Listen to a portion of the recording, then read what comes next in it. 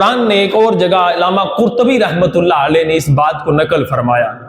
آپ فرماتے ہیں کہ بندہ جتنا مرضی بڑا نیک ہو جائے لیکن حضرت ہارون اور حضرت موسیٰ علیہ السلام سے بڑھ کر تو نہیں نیک ہو سکتا، اس سے بڑھ کر تو نیک نہیں ہو سکتا نا.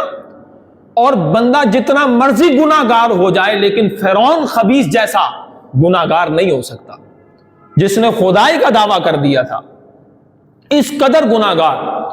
اور وہ مسلمانوں کا بھی ویری تھا، لیکن جب ان کے پاس جانے کا رب نے حکم ارشاد فرمایا حضرت موسیٰ کو اور حضرت ہارون علی نبینا علیہ الصلوۃ والسلام کو، تو قرآن کے الفاظ ہیں فَقُولَا لَهُ قَوْلًا لَجِّنًا. ان دونوں کو حکم ارشاد فرمایا ہے، حضرت ہارون کو، حضرت موسیٰ علیہ السلام کو، کہ تم اس کو کہنا نرم بات سے، یعنی نرمی سے اس کے ساتھ کلام کرنا.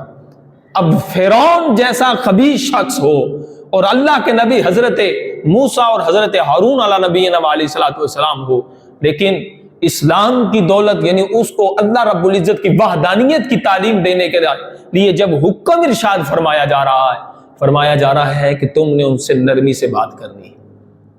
یہ بات ہمیں بھی اگر سیکھ جائیں تو ہم بڑی جلدی ہمارا معاشرہ بہتری کی طرف گامزن ہو سکتا ہے.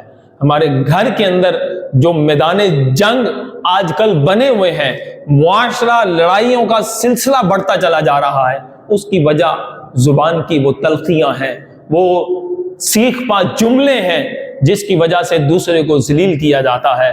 آج ہم غریب بازاروں میں، محلوں میں دیکھیں تو چلتے ہوئے وہ لوگ ایک دوسرے کو اس قدر تلخ جملے اور تکھے لہجوں سے کلام کرتے ہوئے نظر آتے ہیں کہ بات پر ایک دوسرے سے گالم گلوچ، اور پھر گالم گلوچ کا سلسلہ ہاتھا پائی، اور ہاتھا پائی کے بعد قتل و غارت تک کا وہ سلسلہ چلا جاتا ہے. پھر وہ وہاں پر ختم نہیں ہوتا، پھر عدالتوں کا سلسلہ آ جاتا ہے. آج ہم اپنے معاشرے میں یہ سلسلہ دیکھ رہے ہیں. اس کی بہتری اسی صورت میں نظر آتی ہے کہ جب ہم قرآن کی تعلیمات اور اپنے رب رحمان کے فرامین کے مطابق اپنی زندگی کو گزارنا شروع کر دیں.